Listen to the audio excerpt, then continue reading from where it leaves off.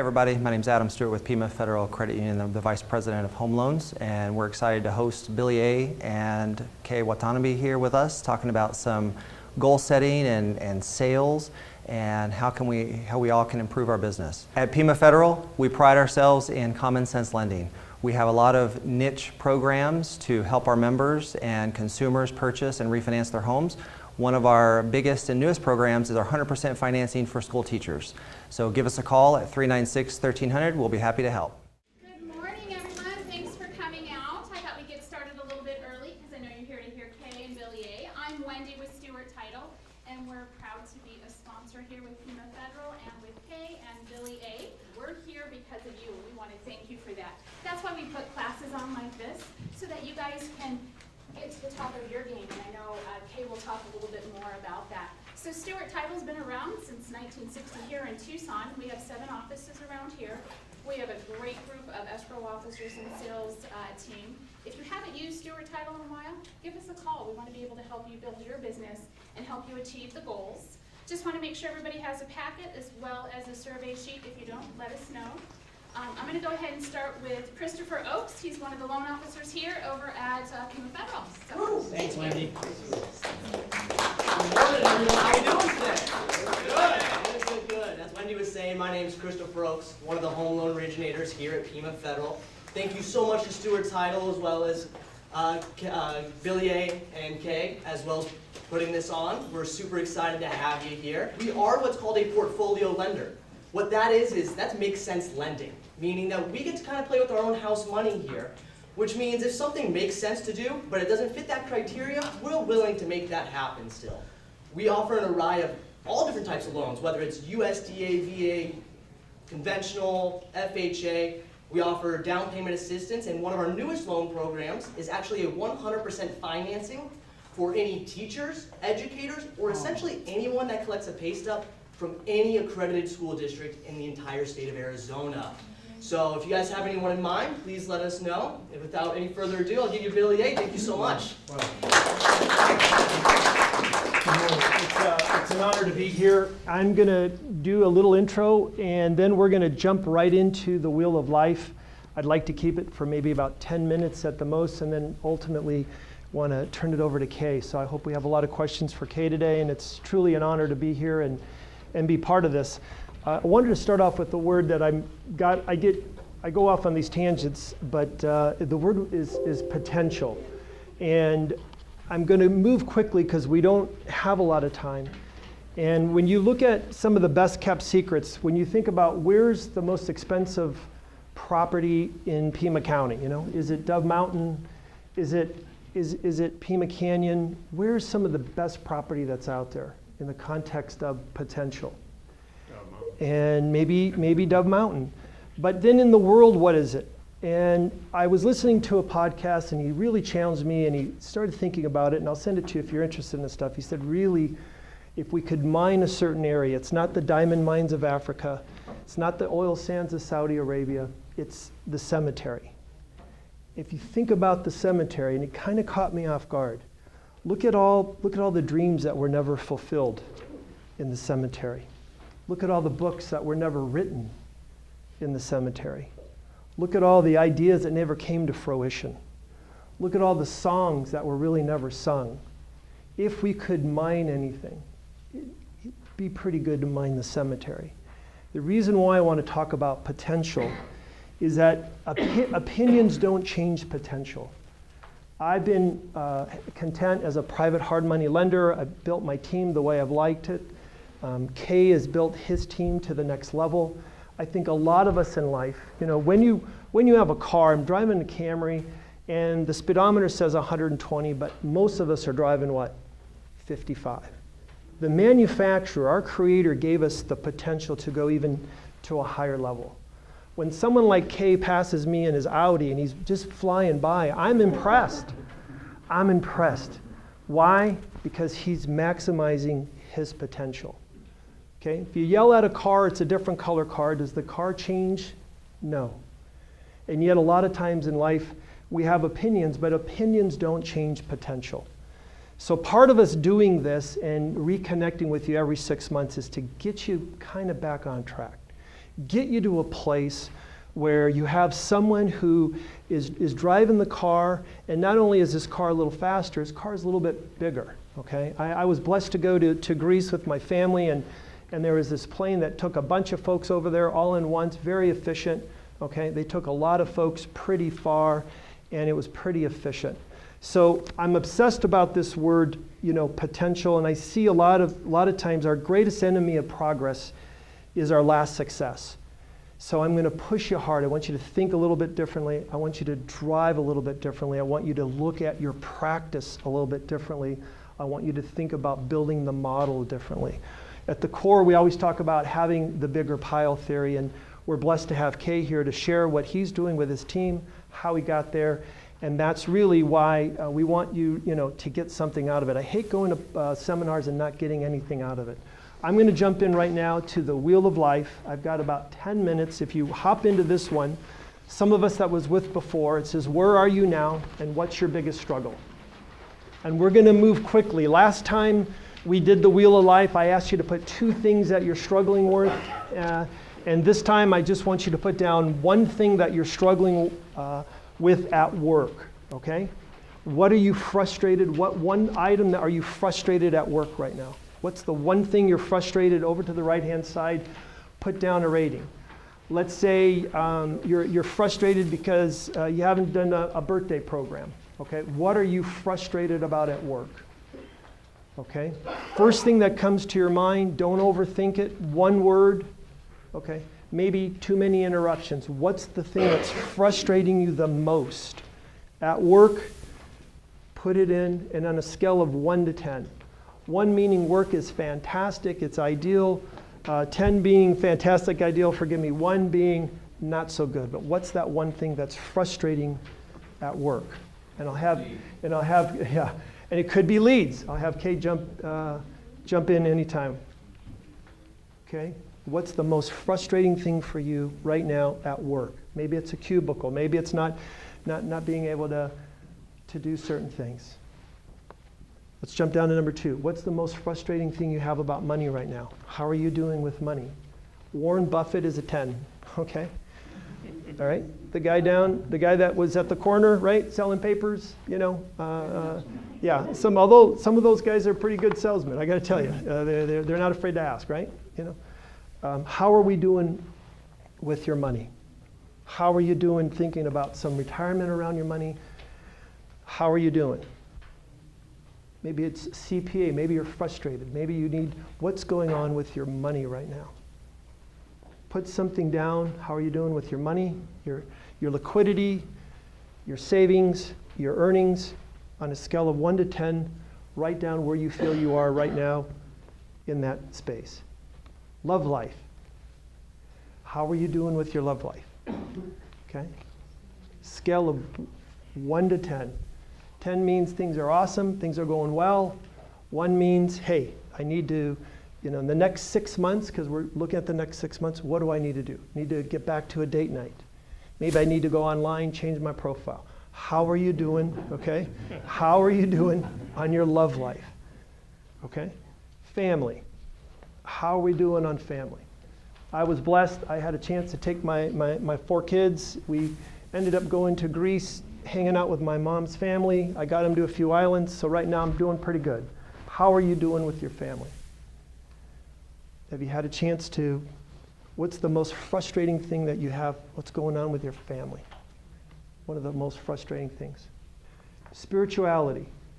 How are you doing with your Creator? On a scale of 1 to 10. Sometime I had a guy said, Bill, if you got a problem with your Creator, can you imagine what your Creator has a problem with you? Imagine the problem he's having with me. How are you doing on your spiritual side of life? Are you spending some time in that space? You're going outside, meditating, whatever that may be for you. Scale of 1 to 10. Friends. How are you doing with your friends? I don't want to get too religious with you, but did Jesus had an inner circle, yes or no? Yes. Right? He only took in, how many did he take in when he wanted to heal somebody? 3. Who are the 3 guys? Right? John, right? Peter, right? There you go. Do you even have an inner circle with your friends? Do you have someone that you can go to? Do you even have that? On a scale of 1 to 10, how are you doing with your friends? Do you have people you can go to for advice?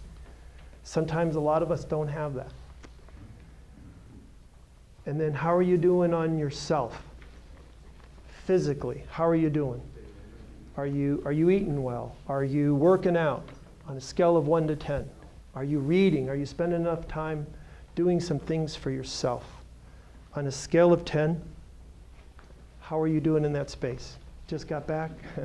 I put on a few cals, so I know I'm off right now. I'm off in that space. But put the number down, and then we're going to flip the page. You take your wheel of life. 0 is the middle. And on every one of the numbers, count out. And then if you have, for example, on money, you're a 4, you count out 1, 2, 3, 4, and then just draw a dot right there. Okay, so draw your dots out. Draw your dots out. Real quick, put them all in. How'd you do with money? How'd you do with work? How'd you do with self? Friends? And I want you to connect. Once you have all your dots in, depending on where you are, whatever that may be, I want you to draw a line and connect the dots. Why do I want you to connect the dots? Because that's your wheel of life. And that's what really Kay and I, actually Kay's idea, I thought normally we do this maybe once a year. Kay's like, no, we're going to do it every 6 months. Yesterday says we're going to do this. And then he's going to work around that. Because your practice, your business is about your wheel of life.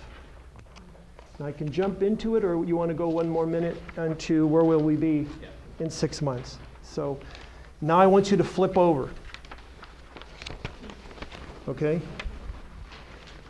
In work, where will you be in 6 months? Write it down. I will find a new CPA. I will interview an attorney, whatever that may be. I'll get to know some more business people. I will implement a birthday program. What are you going to do in your work in the next 6 months? And then rate it from 1 to 7. Okay? Just write it down. This is what I'm going to do in the next 6 months. Money. What do you want to do with your money? I will save X amount of dollars a month. I will donate blank to a nonprofit in the next 6 months. I'm going to find one that I want to invest in. Write in what you want to do with money. Find a great estate attorney. What do you want to do with your money in the next 6 months? What do you want to tweak? I want to do a self-directed IRA. How many of us have self-directed IRAs here? Great. In America, what do you think the population is that has a self-directed IRA? What do you think as a percentage? What do you think that number is? 10? What do you think? 2 or 3. It's less than 2.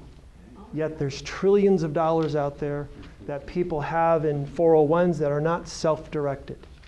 Maybe that could be a class you could put on. Self-directed. I know, Jay, you do a lot of stuff, a lot of coaching, a lot of teaching. That might be something. How to find somebody local to do self-directed. How are you doing with your love life? Let's put something down. I will go on a date in the next blank. I will reinstitute. I will do some presents every quarter. What's that going to be for you? What are you going to do in your love life? Put something down. Family. I will do blank with my family. Okay? Maybe it's no texting on Tuesdays. It's amazing. You go with kids, everybody's pulling out the phones, right?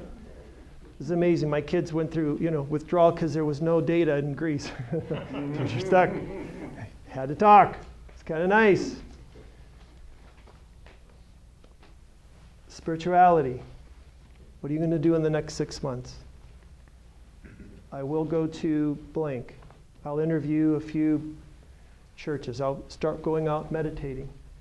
Whatever that is for you. What are you going to do in the next 6 months? And then put a ranking by it. Friends. What do you want to do with some friends? Right? Joe Stump used to talk about anacondas. Do we have all these anacondas in our life, right? Maybe it's time to get rid of a couple friends. Maybe it's time to get some new friends. What does that mean? Maybe joining a sport, maybe getting involved. What can we do to tighten up our relationships? I have a goal every month. I like to go to lunch with a high school buddy, just to connect, just to have a high school buddy. Been off that a little bit. What do you want to do with your friends? And then self. I will do blank. Right? I know you're working pretty hard, right? Yep. Right? So what do you want to do with yourself? I'll start walking half an hour a day. I will eat, swim, right? Eat differently. What am I going to do with yourself? Read. The average CEO in America reads 5 books a month. 5 a month. I'm more of an audible type of person. I love YouTube, listening to a lot of that stuff. I'm not much of a reader. Maybe you guys jump into Audible. Maybe it's YouTube Red, 10 bucks a month. Start pulling down some great books. I'm sure Kay will give you a great list of books because I know how often they make you read at the core. 1 per month. 1 a month. Okay, are you reading? And then at the bottom, everything that you're looking at, what's your most important goal? What's the one thing that you're going to do in the next 6 months to work on that? We're ready for Kay. So like I said, it's been an honor and a blessing to be in Kay's life. Kay, thank you. Thanks. So I'm always excited to teach a class with Bill. About 7 years ago, Bill was one of the people in my life that introduced me to the coaching program that I belong to now. It's called the Core. And as Bill knows, the Core is just the most high accountability, hardcore, has the craziest leader probably of any coaching company out there. Okay? But the Core changed my life, and the reason why I wanted Bill to go over the wheel of life is because if you want to change anything in your life, it has to be by design. Okay? Things just don't happen by accident. Or if you're wanting things to happen by accident, you're just going to hope and pray that it's going to happen soon because life's short. Okay? So when we talk about business and planning, I do that twice a year. Okay? It's very helpful for me to do it because I want to know if I'm on track or if I'm off track. And is it ever too late to start a business plan? No. Okay?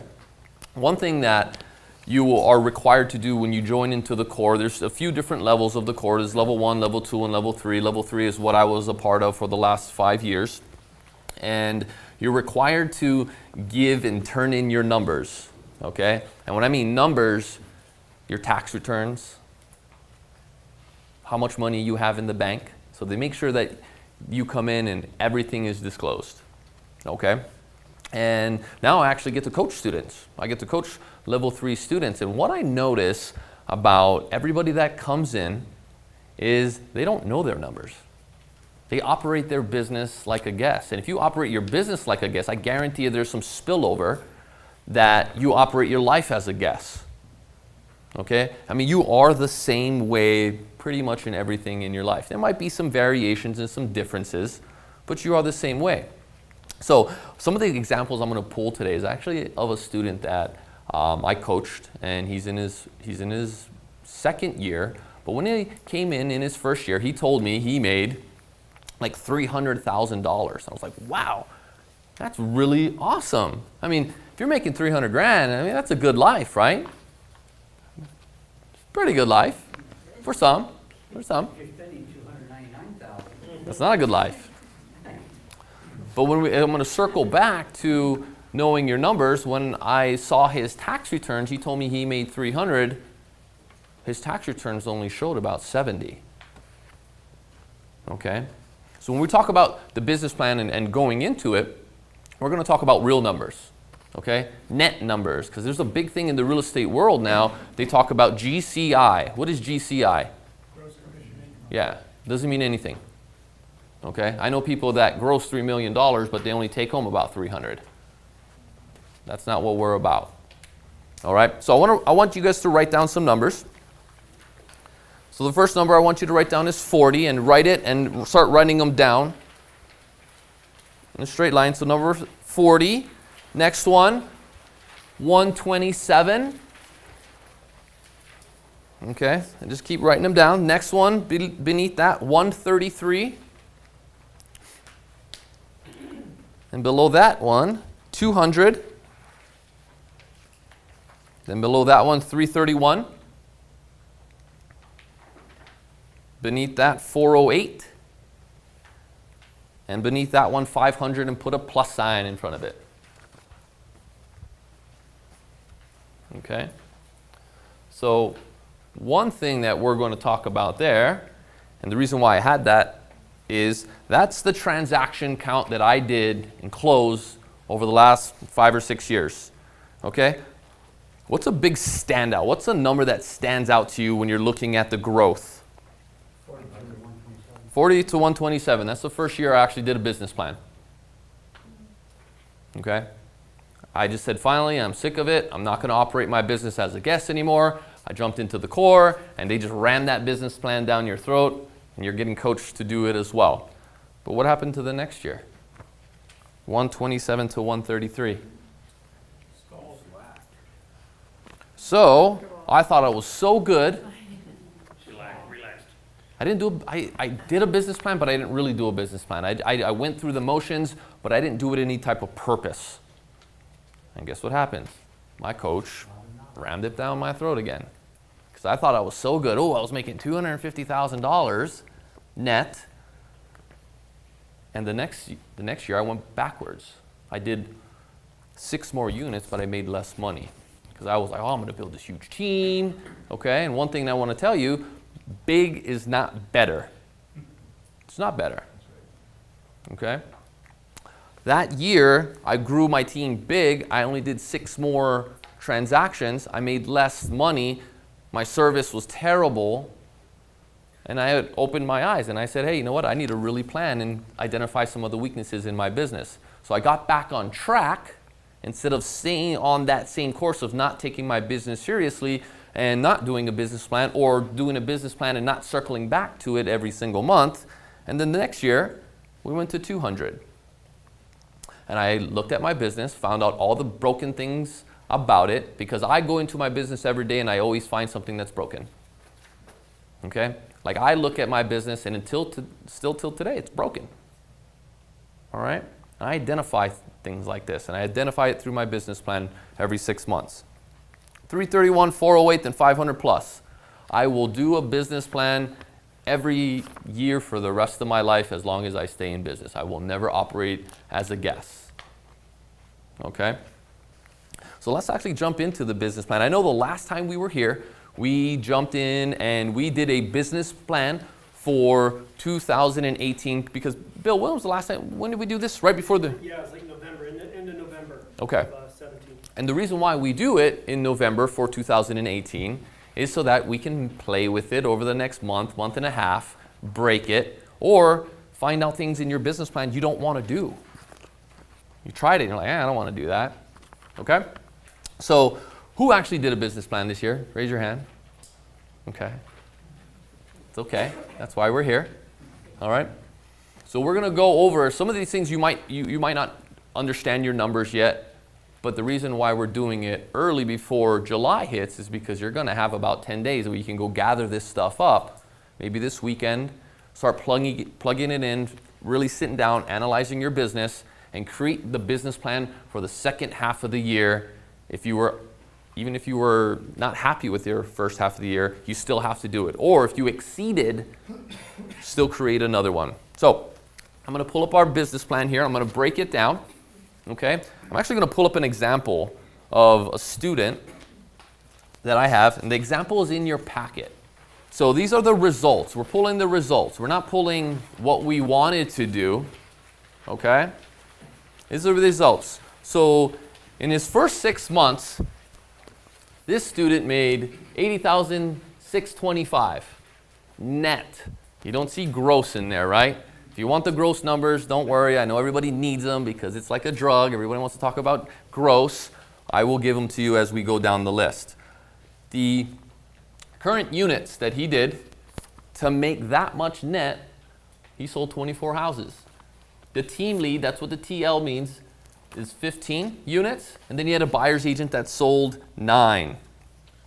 Average price for his sales were $225. And you're like, wow, that really doesn't add up. How did he make that money, okay, at a $225,000 price, but only get that? That doesn't make sense because we have some expenses. Who in here knows how much it costs to run their shop every month? Lenders? Man, the lenders are so dialed in. If you ever hang around with a lender, they know their numbers like the back of their hand. Okay, very, very important because I'm trying to get away from always focusing on the gross number. We're only going to talk about net. So for this person, it costs them to $8,500 to run their shop. We won't get into the actual breakdown on how much each person was getting paid, but their team size is just 3 people. 1 team lead, 1 buyer's agent, 1 transaction coordinator. Okay?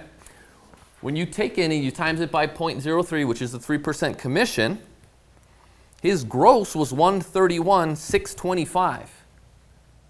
So when you start hearing people, I make this much money, and they're talking about their gross, it's probably going to be closer to this if they understand their numbers. Okay? In 6 months, cost this person $51,000 to run their team in 6 months. So to run this team will cost them over $100,000 a year if he stays on track. Another thing is you have to understand your sources of business. How many transactions you did per source of business that you have. And you want to build that into your business plan. Does anybody know why? That way you could give them more attention, Mhm. so give you more leads. Yeah. So what's your main source of business? Personal, by people that have done business with me, and agents. So personal agents, so you have a really tight sphere of influence, right? That just feed you business. Okay, and that's where you want to spend your time.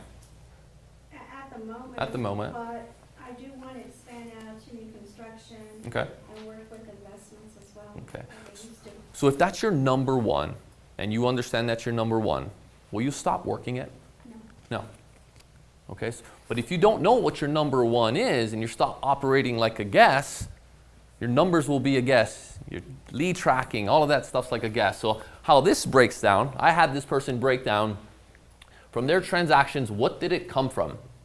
Okay, number one, they were just like you, is their database, 8 deals. They did Zillow. Zillow paid them 6 closed transactions. Okay, open houses. He wasn't generating enough leads. I said, well, get out there and do some open houses. Your leads are low. He does work a farm, and they got sign calls. All right? So when you're looking at a buyer agent, is anybody here a team lead or just solo agent? Team lead? Solo agent? Solo agent? Okay. So for your team lead here, when you're working on especially when you start looking at your gross figures, when you look at a buyer agent, because they have splits, right? They don't earn 100% for the business. You have to work that into your numbers as well. So the team lead in gross commission income brought in $101,250. The buyer agent brought $30,375 into the business. It doesn't matter what they brought in because that's their money. I want to know what they're bringing into the business. Okay? One thing you want to identify when you're creating your business plan, what are your biggest weaknesses? And for you, what's up? Hey, can I back up and ask, where do you get the figures on the team lead, buyer agent, and transaction coordinator, the amount of money they brought in? Did you just quote out some numbers? Yeah, that's just what they brought in on the average. Okay, so when you look at the team lead, since they're at 100%, it's at the 100%, and we'll get down to this part right here. Okay, and this is going to be the net area. But what did they bring in gross? If you take 225 times 0.3%, it'll come out to like 6750 times 24 deals, 101,250. Okay? Your biggest weakness is if you're not doing a business plan, don't write down more than 1 or 2 things. Okay? To work on 4 items at one time is very difficult. So when you go to seminars and you're coming out there and I see people writing down, they have like 40 things that they're going to change, will they ever change anything? No. How do you eat an elephant? One bite at a time, right?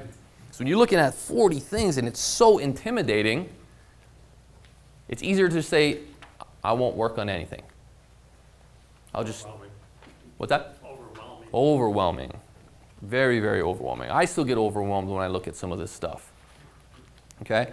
Because I don't break it down to the simplest aspects of planning items that I have to work on.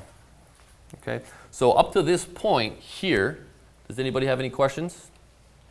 So I make them write down 4 items, and then from there we pick and choose the next 2 that we're going to attack. So number 1, lead generation. He wrote that down. I said, you know what, that's not good enough. What do you mean lead generation? For him, it's the amount of leads that he's getting every month.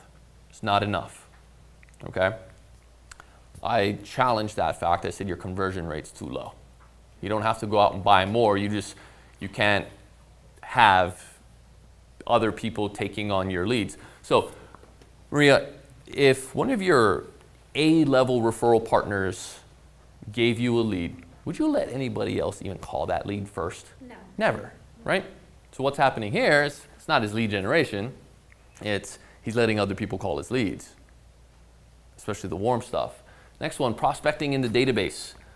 Where should he spend most of his time? What's giving him the most amount of deals? Doesn't even call the database. A lot of people in the business will have a closed transaction and say, I'm done. I'll never talk to these people again. Let me tell you, the most painful thing for me early on was when I sold someone a house, and 2-3 years later, I would drive by that house and I'm like, somebody else's for sale sign is in there. Oh, it's painful because I did a bad job of following up with them. Being a true real estate consultant for life, which we all try to call ourselves, but if you were, wouldn't you follow up with them like clockwork? Checking in, how's the house doing? Anything you need from me? Any referrals for anything going on, roof, AC, plumbing, electrical? We check in on them constantly. I call my clients 4 times a year. In addition to that, I have 2 to 3 client events, so I'm always in front of them. I'm going on a listing appointment this Friday from a house I sold. I was the listing agent, and the buyer of that house already forgot, from less than a year ago, already forgot who their buyer agent was. Isn't that crazy? Yeah. There's an old saying, fortune is in the follow-up. It's so true. So true. It's a good saying. Everybody should write that down. Next one, time management organization. If you look at the amount of time this person's working for 24 transactions, 55 hours for 24 transactions, but he only did 15 of them, his time management organization's off. Okay? And then team development. He had some movement within his team, so he's not spending enough time with them. All right? One thing that you have to calculate, because over a year probably won't change too often, is your net income per transaction, the net. Because we're always focused on the gross, we're going to focus on the net. So let me break this down for you. That's how much this person made, that's how many transactions they did, and that's the net that they make after expenses are paid. After expenses are paid, how much per deal are they averaging? Okay? So you don't want to I'm going to just get that gross commission talk out of your mind if you want to start hitting true income numbers. Next thing we talk about is how much money you saved. The gentleman in the cowboy hat there said 300 is not a good year if you're spending $299, because it's not about how much money you make, it's about how much money you save, right? I mean, if you can work 20 years, and in real estate, we get full paychecks. We don't get paychecks with taxes taken out. So what typically happens? we get our money, we spend it all, right? And then we do our taxes, and then we get a big tax bill and like, wow, I have to pay this? So guess what your first half of the year is? You're working for commission to pay off last year's IRS debt, okay? Oh, by the way, you're getting taxed on that money you're earning right now too. So you're getting double hit. So we always look at how much money we save. And that's just your savings. In addition to that is we put some money away for taxes as well. So throughout the year, part of my paycheck or my income, every month, I'm just cutting a check into a savings account. Every quarter, I pay my taxes. So I don't ever run into a $120,000 tax bill, because it does happen. And let me tell you, it's scary. And it could take years to pay off. And then one thing that we do, we evaluate how'd you do. Did you hit your first half goal? This person's goal, if you look at your sheet, was $100,000. Did they hit their income goal? No. Came out of the gates. It was what happens to us in January and February. We have small months, right? Because that's the reflection of your work in November and December. All right? It's not that, one thing I want to talk to people about, it's not that people were on vacation. That's a little bit to do for it. But in November and December, we stop working. We do, right? It's hard to go in the office when you're like, wow, Christmas came and New Year's is right there. I'm just going to hang out from that point to that point. All I do during that time is I make 10 phone calls a day. That's it. So I don't come out of the gates January and February cutting checks to make my payroll. I do a little bit of work every single day. All right, so does everybody see the results? We are going to go into what we're planning for the second half of the year. So if you don't know your results, it's very easy to find. Just pull up your numbers. All right, it will take some work to figure out the calculations. And if you ever if you have trouble doing it, come to my office. I do this all the time. I will help you break it down, and I'll break it down for you in about 5 minutes. Okay? So this person's goal for the next 12 months is not something astronomical, okay? Because he didn't hit his first goal, so he's using this goal, since he didn't hit it, as his next goal. And one thing I want to stress is you don't have to get bigger. You just don't have to get bigger. If you love your life, you love your time with your family, and you just want to stay the same and not go backwards, that's good enough too. Or if you want to say, you know what, I'm going to start winding down because I want to enjoy life a little more, that's okay too, but do it by design, because you're still going to have to make some money during that wind down period. Okay? When you're winding down, maybe you say, hey, I don't pay for Zillow anymore. You take that off. Hey, maybe I don't pay for the farm. I just work my database. But there's most of us here that want to get bigger, okay, and get bigger and better. And I was always so confused where I sit down with some of my friends, and some of my best friends are real estate agents, by the way. You're like, why do you have friends that are real estate agents? Because I like to kick their butt, right? I love to do it. And to me, I know why they go backwards or stay the same. But to them, it's a mystery that they're like, wow, man, I've been in this business for 10 years, and I stayed the same for 10 years. Some years I went backwards, but I stayed the same. I know why, and I tell them why, because they don't have a plan, but they don't listen to me. What do I know, right? So let's... Interesting to you, though. I don't get it. I don't get it. I don't get it. Yeah, and I they don't see get your it. growth. Yeah, not just the growth. They see the lifestyle change, and they see the vacations that I take, and they see the things that I'm starting to accumulate because I made a plan, Very interesting. right? And they're just watching it, and they're like, I'm like, guys, you need to kick it into gear, because the gap's going to get so big one day, is we're going to go on vacation. You're not going to be able to go where I want to go, and you're going to get left behind, right? So let's look at how we create the results for the next 6 months. So put a goal there. one thing that you want to do is keep your net per transaction the same. Again, it's not, unless you hit some $1 million deal, nothing's really going to change too often in 1 year. I mean, it takes some time, okay? Or you cross your fingers and hope the market still keeps going up, right? But as the market's going up in price, inventory starts to drop, it gets hard to put deals into contract. It's tough. I mean, you're in it. You probably have many pre-qualified buyers out there right now, and you're like, "God, those agents, they need to work harder. Put some of my deals in contract." I actually approach listing agents before they put the houses on the market to see if they have anything in the price range for my buyers. Nice, Yeah, nice. I gotta think out of the box. Yeah. When you look at the top 10 people in town that list, okay, they're all the same. It stays the same every year in and year out because it's all happens by design, right? That's a good thing, not just for lenders, but for real estate agents too. I get calls every week. Okay, what do you have coming? What do you have coming? I'm like, gosh, they go to my team first. Stop, right? But you can't blame them. It's tough. It's tough. You know, they have to work hard for their buyer.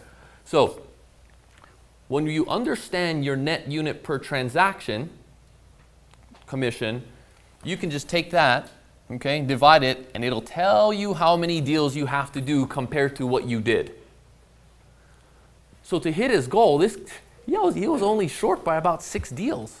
6 deals, he would have hit it. All right? You're like, 6 deals, you had 6 months. 1 more a month, go get it. But if you don't have a plan, it's tough. Okay? Next one, we want to look at his staff breakdown. So one thing that I notice pretty on is I want to give a high level of service when I'm looking at it. We're talking about staff. We're not talking about buyers, agents, or other salespeople. It's staff members that work your file. Okay? So what I average for my team is I want 1 person working 5 closings per month because I want to give that white glove service. Early on, when I was giving the worst service known to man, I had 1 transaction coordinator working 20 closings in a month. So it's not that they're working 20 closings. If someone's doing 20 per month, I can guarantee you they probably have 35 files going on, 40 files going on. It's usually double. Okay? So he doesn't have to do anything else. He just has to stay the same because that's only 5 deals per month, and he's meeting what I told him his staff requirements should be. His expenses, nothing's going to change. But he wants to add new sources of business to build up his lead generation. Okay? I told him he can only pick 1. I told him take the investor part, cross that out as fast as you can. Working with investors is very difficult. Okay? I'm an investor myself. Do you know how many offers I make on properties before I get 1 contract? About 55 to 60. 23 is my average. 23? 23 offers. Right. Imagine how many I go and actually look at, or my team goes and looks at. Yeah. It's a lot. So if you're driving someone around and looking and looking and looking, calculate the amount of hours you get for the commission and look at that dollar per hour activity.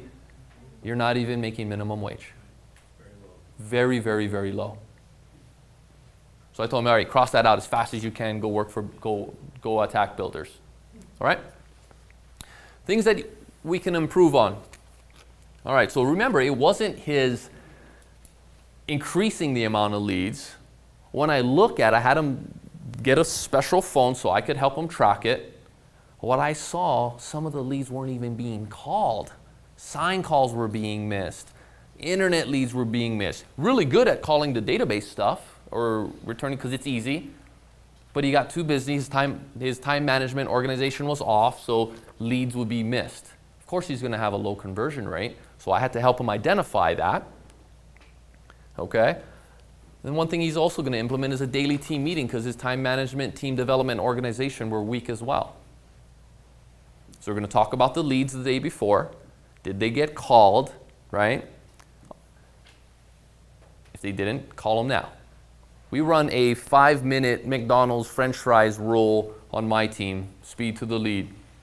Meaning, if McDonald's doesn't sell their French fries within 5 minutes, they throw them away. Because if you don't call your lead within 5 minutes, they're gone. Calling somebody else, or they're excited, they see this for sale sign, and they're excited, and they drive, and they see the mall, and their excitement starts to drop because it's being shifted, and they see the car dealership, and then it shifts again, the movie theater, the vacation place, the Best Buy, you're done. It's easier to go buy one of those things than to go buy a house, right? He's going to keep his transaction amount, commission per transaction the same, and we're talking about the net, okay, not the gross. You have to understand the difference if you want to accurately hit your income numbers. I told, has to save 20%. So he did a pretty good job. He saved 21.89%. And if you do that year in, year out, and this person's going to be in real estate for the next 20 years, he's a young guy, okay? With growth, that's a lot of money if you're disciplined and put your money away. And the next one, I told him he has to cut his hours by 5 hours over the next 7 months. By 5. Be more organized. Cut your hours by 5 per week. Per week. Has to do that. And you know what I told him? If they go up or they stay the same, you're cheating your family. Wheel of life, right? Because when I did his wheel of life with him, and that's why I really said, Bill, you got to go knock this out of the park. He had a flat tire when he drew that circle. Circle was small, okay? But we were identifying certain things. But guess where the flat was? On the family. So that's why we do the wheel of life, so you can identify things through your business, because your business should help you grow those areas, but not hinder you. Okay? And then at the end of the year, I will call him, and we're going to see if he hit his numbers. Okay? Even though we're doing it the ending part of June, your numbers are already set. You might get lucky and get a cash investor that buys something or a cash buyer, but your numbers are already set for this month. Nothing will really change drastically. Okay? So, does everybody want to start filling out your business plan for the second half of the year? All right. So take about 5 minutes. Start filling out your business plan for the second half of the year. If you don't know it, just do a guesstimate. Shoot for something. But take this form back and really start cranking it out. It's simple. You're like, dang, okay, is that the business plan that you operate off of? Yes, I operate a 500 unit sales team off of the same worksheet that you're doing right now. I do have plans being built for my areas of opportunity or anything that I'm going to add into my business, but I'm not really adding anything into my business. I'm just getting better. I'm identifying areas where I can save money, okay, because I thought Zillow was the best thing on earth. It's really not. Hope you don't post that on Zillow because I still use them. I don't want them increasing my rates. But it's really not. So for my team, I'll tell you why Zillow costs me so much money. I don't make money on Zillow, okay? So I spend, just for my cut on Zillow, I spend about $7,000 a month, okay? Zillow brought in gross commission income last month for me, $24,000 gross. And you're like, well, okay, that sounds profitable. No, cut that by half because the buyer's agents work those deals. I don't. I don't work Zillow leads. I don't work sign call leads. Okay, cut that by half. What's that, $12,000? Okay. Take away my Zillow spend, which is 7. How much is left over? 5. Take my transaction coordinator out of that, 3,000. How much is left over? 2,000. And then I have someone that takes all the Zillow calls, which is another 20. Say, yeah. Did I make any money? No, I lost money. So if you know your numbers, you know that this is something I'm not going to stay with for too much longer. Or I have to get better at converting it. Okay, my average spend on Zillow for per lead's about $83 per lead, and our conversion rate's 5%. So look at, I lose $83 to get 5. It's not a good conversion rate. I'd rather take $7,000 and spend it in my database, throw some awesome gatherings for them, get in front of them, get belly to belly, because that's the real way of doing business, right? If you want a high conversion rate, get in front of people. So that's it. So everybody understand this? Does anybody have any questions before I give up? I'm going to give up my secret sauce here pretty soon. Any questions? Yes? Can you kind of explain back to the line number 1 on the second section regarding how you divide that net? So that's the amount of money you want to make. So that's your cut after expenses, okay? And your transaction after expenses on average, after everything is paid, you average 359.33. So all you do is divide that and it'll spit out how much transactions you need to do to net $100,000. And we got that from up here. So you take your income, which was 80, divided by the units was 24, and it said after expenses are paid, you make about 33.59.33 per closing you have. So are you including on when you say after expenses, you're talking just business expenses, or? Is there any other expenses? I mean, well, I mean, I'm trying to figure out what you need per month to comfortably pay your bills, put away. So once you get that, so 80,000, who has a calculator here? Go 80,625 divided by 6, and tell me what that number is per month. 13,437. 13,4, okay. And he puts away about 20%, so times that by 0.8. 10,750. Okay, so that's what's left over. Right now you take anywhere from 30% off of that for taxes. And what's left over from that? 75. Yeah. 64.5. Yeah, so it's going to be somewhere in there, depending on how much you save or tax, and that's what's left over. Okay, but you're paying taxes on the 80,000, and that's what you can say that you make. All right. So you have to pay your bills with everything that's left, what's left over. That's your bills and that's your fund money, and it's okay to do that because you already funded your retirement and your savings with the 20%. So the remaining, what's left over, you can do whatever you want to do with it because you have a cushion, you have money in the bank, and it's in the market, it's growing, okay? If you got money in the market, and some of these months have been incredible. I look on my monthly statement, I'm like, wow, I made $17,000 in 1 month because the growth went up so fast, okay? So last time we were here, when we looked at our surveys, everybody wanted to know about team structure. Like, how do you build it? I see that's the new thing in the market right now. So I want to share my team structure with you when I first hit $250,000. That first year coming out of the core, how I did it. And this is the actual breakdown of how I did it. One thing I want you to know, and what I want you to see here, okay? That's how much gross commission I generated, okay,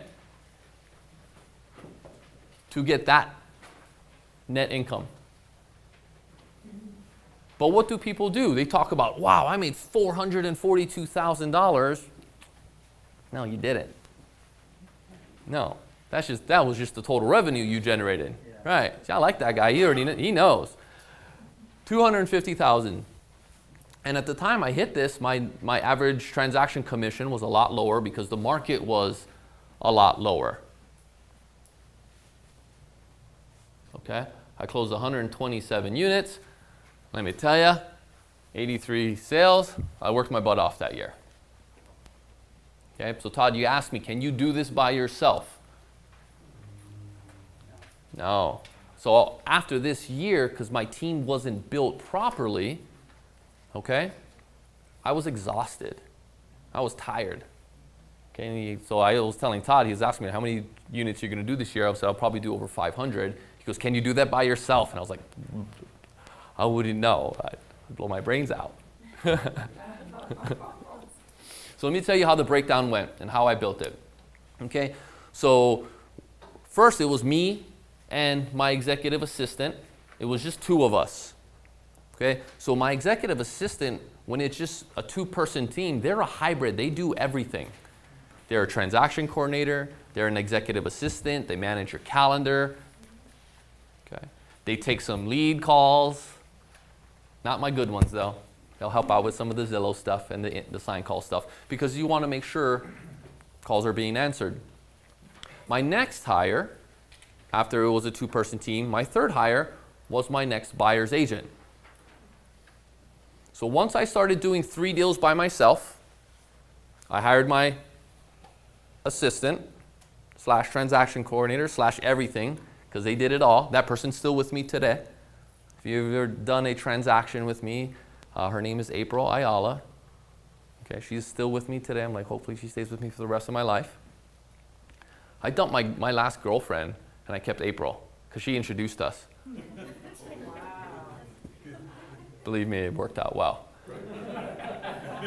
Okay? And then you have to get them up to doing 2 to 3 transactions. Okay? So that's right there. That's 5 to 6 transactions for a 3-person team, and then you're starting to generate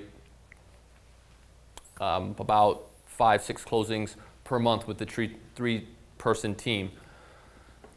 The next buyer agent or ISA, that could be interchangeable, just depends on your business. Okay? I went with the ISA model because me doing more deals at 100% versus splitting it 50-50 was more profitable for me. If I cut this by half and this went down here, this would have stayed the same. This would have probably dropped by $100,000, $125,000. Okay? So I had to do more sales so I could hit that number. Okay? So this is the team structure we had to build out to hit 127 units. Yep. What's an ISA? Inside sales agents. So we call them, on my team, we call them dialers. The market calls them ISAs. So how it works on my team, this is the way I want salespeople out selling. Okay? I don't want salespeople on my team working files or anything like that. If you're a salesperson, go out and sell. Okay? I'm a salesperson. I hate paperwork. I'm bad at it. I make mistakes. So I have my Aprils and my other transaction coordinators that keep me in the lane, keeping me doing what I do very well. If I get off track, they pull me back in because I always get off track. Okay? Sometimes I dig into my paperwork and I know that's not my highest and best use.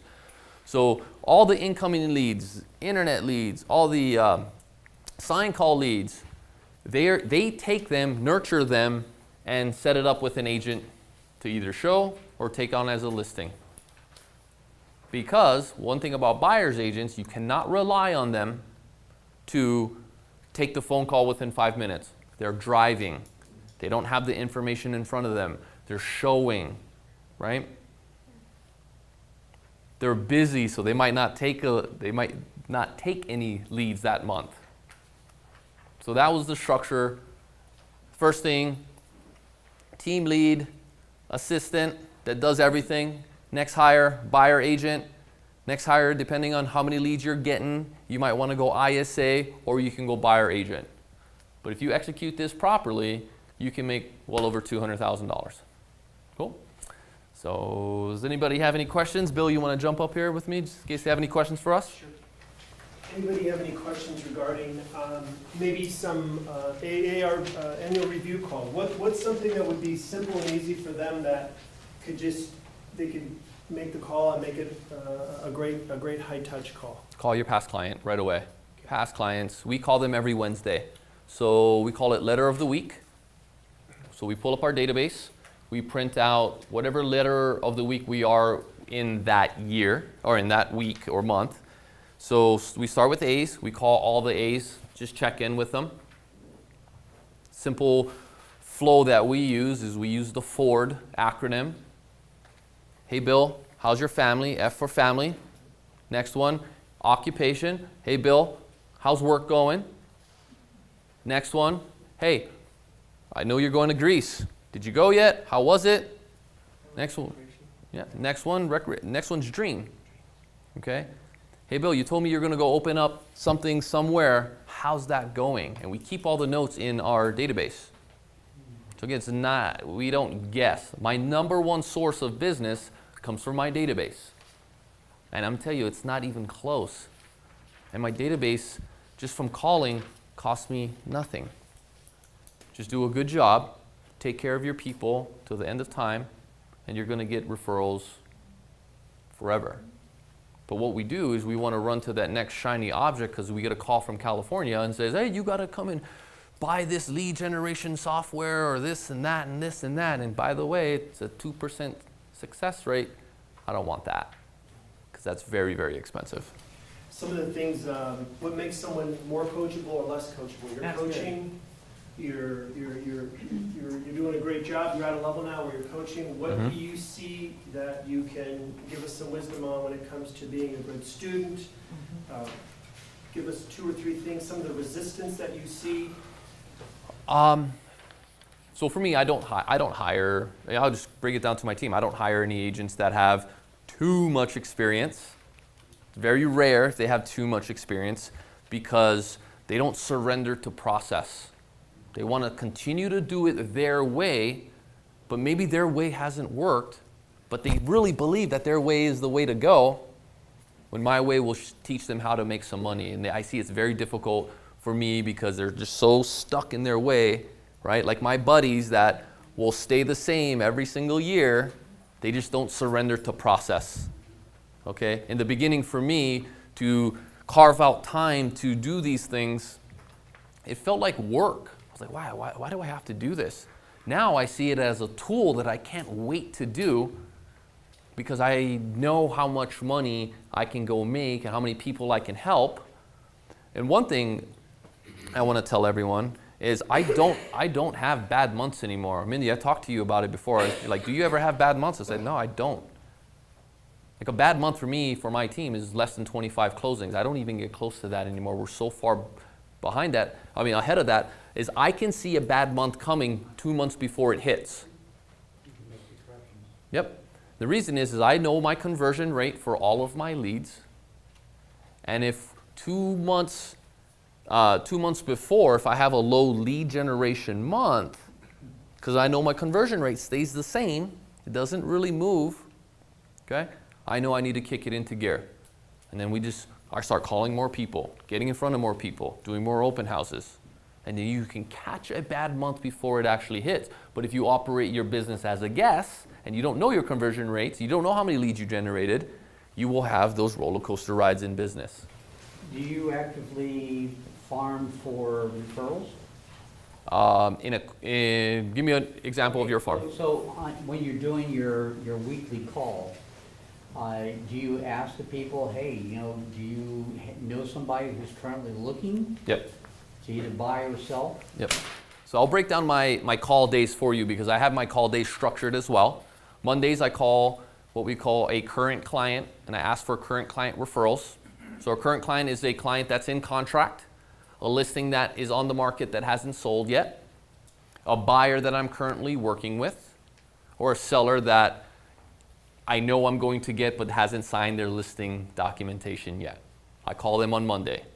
Tuesday I call my VIPs, which is your sphere, the people that give you the most amount of business, and all I do is I call them to set them up with a lunch appointment with me so I can get face-to-face with them.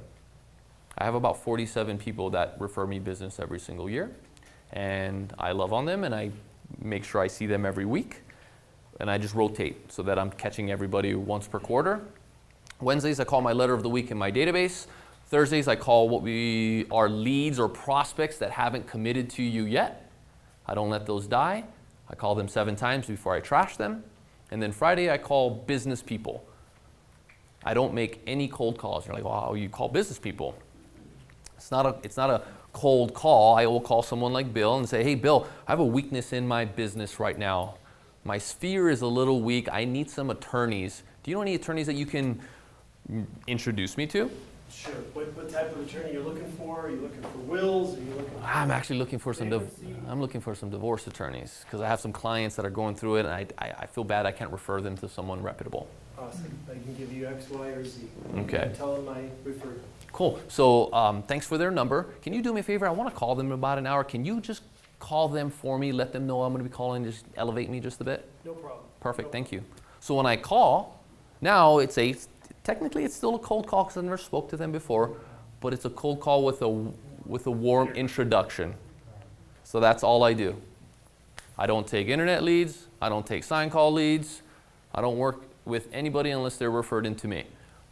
My buyer agent team, they take all the sign calls, they take all the internet leads, and let me tell you, I am just a freak when I look at the leads and the conversion rates and if they're being talked to. I do have somebody that's full-time on my staff that's all they do is they go through it. There's my leads coordinator. Because if you're spending money on lead generation, you have to make sure you're working it. But when you generate a bunch of leads, buyers agents or sales agents, or even some ISAs can say, I don't want to work that one. The phone will ring again tomorrow. So we have a very high accountability in terms of follow-up for lead generation. Yeah. What database do you use, and if at what point is your database got too big, or is there a number that you like to keep on? Closed or active? Active. Active database, so people that we haven't sold a house to yet? Or you want to say the people that I closed and they went into my database? Anybody that you're working, whether it's Sphere or past clients? Okay, so I have 2 databases. I use Top Producer for my closed database. So if you bought a house with us, sold a house with us, you go into this separate database because we treat them a little differently than all the leads that come in every single month. In this database, this closed database, we have about 1,200 people. I only call on about 350. If I call you 3 or 4 times and you don't pick up the phone, you'll still get my mailers, you'll still get my email drips, you will still get invited to client events, but I'm going to stop the calling every single month because it just gets so big that I want to be in relationship with people. 1,200 is too many to be in relationship with, so I really dial it down so that when they're calling and I pick and choose and I top grade, right? There's just going to be some people, hey, you know what? That's all they needed you for, and that's it, and that's okay. So and then, your older database, what do you use? I use Commissions Inc. Before that, I used Boomtown. Yeah. Can you tell us, please, what do you use, or what events do you do for your clients? So I do 2 movie events per year. Last one we just did, we did the Avengers. And for about 350 seats, that will cost about $1,200. And we rent out an entire movie theater. We set up a nice desk. You come and sign in. I personally greet everyone that comes in. I'm a part of that sign-in process. And I get up and I thank our sponsors. I thank them for their business, and we enjoy the movie. And at the end, the next day, the next week, I call everyone personally and thank them for coming. So that's one of them.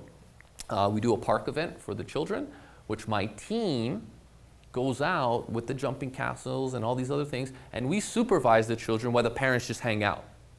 Go have a couple of drinks on us, relax, we'll take care of the children.